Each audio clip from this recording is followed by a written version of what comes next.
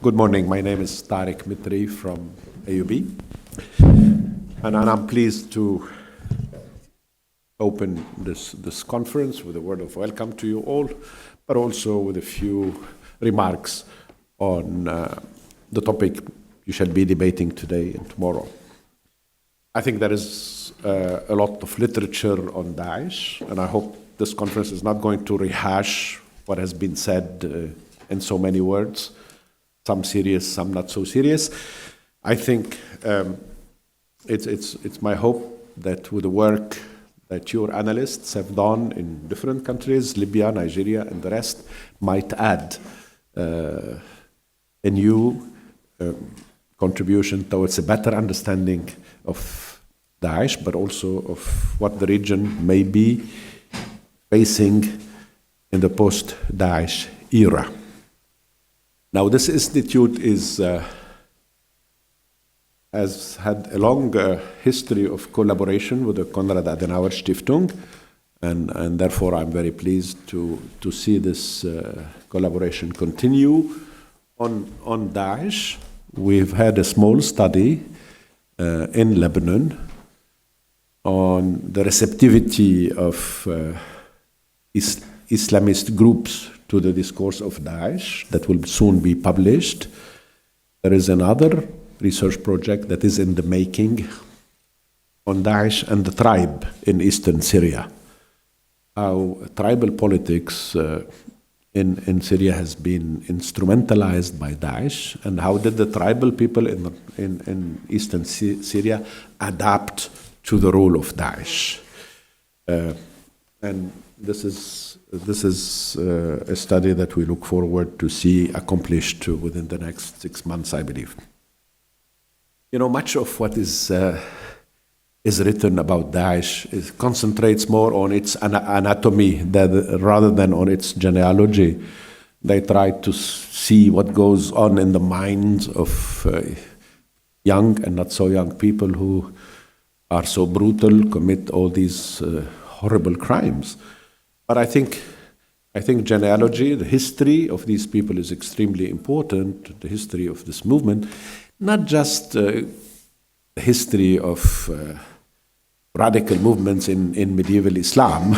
It's not, I mean, studying the assassins might help us a little, but I think studying the history of Libya under Gaddafi, Iraq under Saddam, and Syria under Assad is more helpful to enable us to trace the genealogy of those groups. Now, I also sense that there's a greater tendency in all these de-radicalization efforts. There's a greater tendency on psychologizing the Daeshi mindset. I think and I'm very pleased with this program that tries to sociologize, not just psychologize the Daeshi phenomenon. Look at the social contradictions that play in our societies that has made Daesh possible. Often in the literature we see there is hardly any distinction made between actors and concepts or quasi-concepts of, Salafism, jihadism, Islamism, traditional Islam, what have you, radical Islam. And I think all these words are used interchangeably, and I hope, again, a study like this will help us sharpen a little those designations and the quasi-concepts underlying them. The debate on the relationship between Daesh violence and Islam has swung between two extremes. One argues that the former is driven by the latter. Had it not been Islam, you wouldn't have had Daesh. And then there's those who say, no, but Islam is a Pacific religion, and therefore Daesh is not Islamic. And I think we need to look at ways in which Islam is being used, reinvented by the Daeshis. I personally, some of you may be familiar with the debate that has taken place in France on these young French men and women that have joined Daesh in Syria and Iraq, and some classical political scientists had spoken of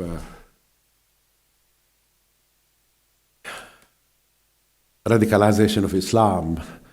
But then I'm referring to a famous controversy. But then Olivier Roy, whom I appreciate and respect, had said, what is at stake in France is not radicalization of Islam, it's Islamization of radicality. Because many of those young people that have joined the ranks of Daesh, many of them are illiterate in things Islamic. They're not pious Muslims who all of a sudden decided to join the ranks of Daesh. They're not people who've been attending Friday prayers at Salafi mosques in Paris or Marseille or what have you. Many are pretty petty criminals, like those in Molenbeek in Belgium, who have turned to a superficial religiosity and do not kill themselves for the sake of religion, kill themselves for their own sake, in a way. There's a mystical understanding of death that gives to them, this sounds like a paradoxical formula, meaning for their lives. They want to die so that their lives gain meaning. They embrace fragments of an Islamic discourse, only fragments, and patch them together. I'm a reader of Dabiq. I know some people here follow Dabiq as well. And it's fascinating how they sort of patch different fragments to construct a narrative of their own. So there is no, in other words, what I'm trying to say, there is no single explanation for what drives a person to become a Daeshi. If you look at the Daeshis, there are lots of former Ba'athis. There are, in Libya, lots of former Gaddafists. There are lots of former tortured prisoners in Syria and Iraq. Bucca prison in Syria, Sednaya, in Iraq, Sednaya in Syria. There are psychopaths, quite a few actually, and opportunists, war profiteers, and of course religious zealots. But it's not, Daesh is not an organization of religious zealots only.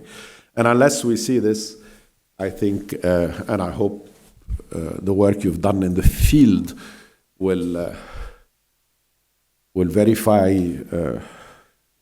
this hypothesis of mine.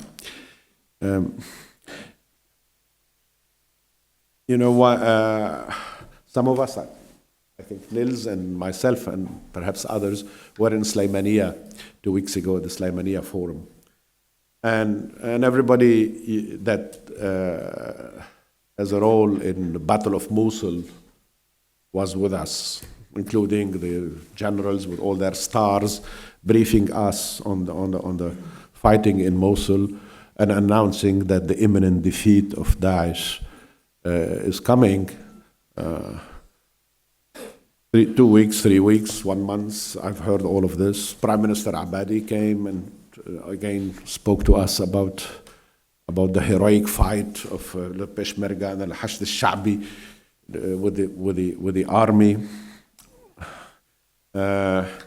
What really disturbed me was that everybody spoke about the military defeat of Daesh, and no one said a word, unless you prove me wrong, on what will happen post-defeat of Daesh in Iraq.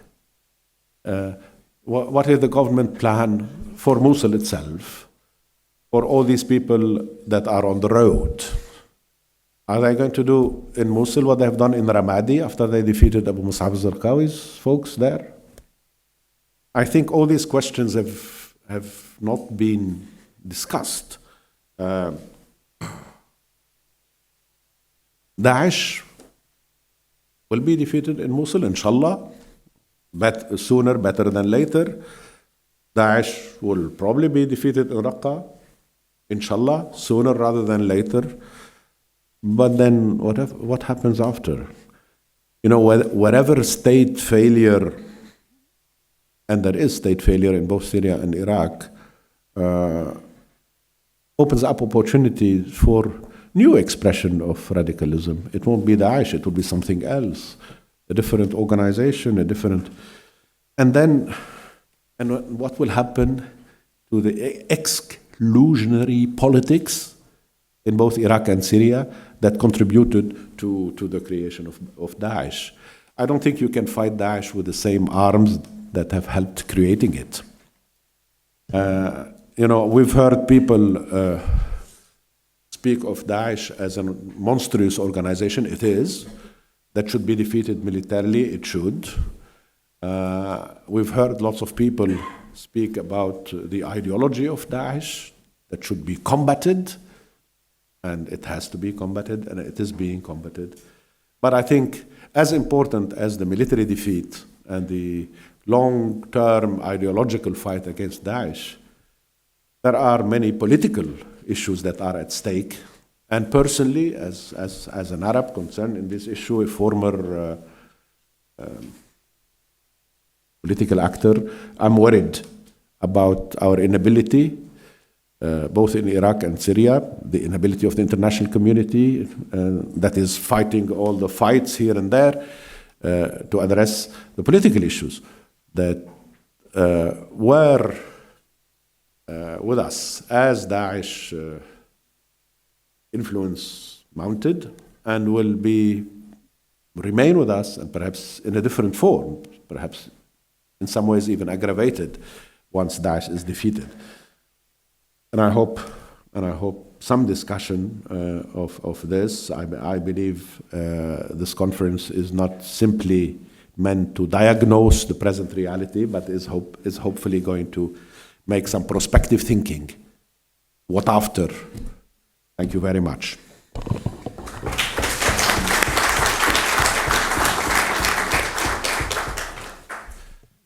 Thank you. Dear Parliamentary State Secretary Dr. Schröder, dear Dr. Mitri, Excellencies, honorable members of Parliament, distinguished participants and guests, let me first take the opportunity to thank the Issam Fares Institute here at the American University of Beirut on behalf of Konrad Adenauer Foundation for their outstanding work in helping to organize this conference. Our foundation is very proud to have you as a partner, and we hope that we will further continue and deepen our cooperation in the future. You already mentioned the research projects that we are currently working on, which is in the making. It gives me great pleasure to be able to welcome here today such excellent speakers and contributors, and to be honest, we feared that we will face some dropouts. This is not the case. We managed to bring people from African countries, from Afghanistan, Pakistan region, from Iraq, from Iraqi Kurdistan, and many others. Thank you very much. We are delighted to have you here with us today and look very much forward to your participation in the panels. Ladies and gentlemen, Dr. Mitri already mentioned, with the eastern side of Mosul already liberated and IDPs in small numbers returning home, the end of the so-called Islamic State in Iraq seems to be on the horizon. Iraqi security forces and the Kurdish Peshmerga have recently launched the operation to liberate western parts of Mosul, which is ISIS' last major stronghold in Iraq. In Syria, US-backed Syrian forces have reported that they expect to close in on the outskirts of Raqqa soon, Raqqa, which is the capital of ISIS. We expect the Raqqa operation to be more complicated even than Mosul, but nevertheless, at least in Iraq, we expect the full loss of ISIS territory throughout 2017. With these imminent military defeats, we will be witnessing the collapse of an organization that has repeatedly committed crimes against humanity and has brought with it terror, fear, and grievances to the region and the world. However, despite this impending territorial defeat of ISIS in Iraq and Syria, the future of this terrorist group remains unclear. Over the period of its ascent, IS declared a total of 20 provinces and affiliates across the world and calls it wilayat of their self-declared caliphate. These offshoots are located across the world where there has been a significant support for IS among the populations. The most prominent wilayats, to mention only some, in Libya, Egypt, Sub-Saharan Africa, Afghanistan, and Pakistan. Plus, in addition, structures that ISIS managed to establish in a number of European countries. The future of these provinces is what we wish to examine over the next 2 days. Will these offshoots manage to hold on to power in their host countries, or will they similarly crumble with the collapse of the caliphate? These affiliates could critically impact both the stability of their regions as well as overall global security. The proximity of these branches to Europe, as well as the presence of IS structures on the European continent, present a danger of continued terrorist attacks in Europe, Northern Africa, the Mashrek, and other regions. Similarly, the survival and continued presence of these provinces in Sub-Saharan Africa, as well as in Afghanistan and Pakistan, could result in a spillover. Despite the fact that the majority of these branches exert only marginal territorial control and support, the existence of these offshoots outside of ISIS core territories, which are still in Iraq and Syria, contributes to their claim of global domination and could indicate a possible re-emergence of the group. This conference comes at a critical moment for Europe, the Middle East, and the other regions, and I hope that we will be able to have a constructive conversation regarding the future of these affiliates. To help us in this, we are honored to welcome many distinguished participants here today to discuss and examine this very timely and critical topic. For this conference, we have gathered together a diverse group of academics, journalists, and researchers. My colleague Tinko yesterday, I think you counted them, it's some 16 countries present. Researchers, journalists, academics, as I mentioned, including many young professionals from which we hope to gain an insight not only into these different provinces, but also how the younger generation in their countries views the ideology of IS and the influence in their countries. Ladies and gentlemen, I'm convinced that with the contributions of our distinguished participants here at the conference, as well as through the discussions with you, we will gain a clearer picture of what the future holds for us.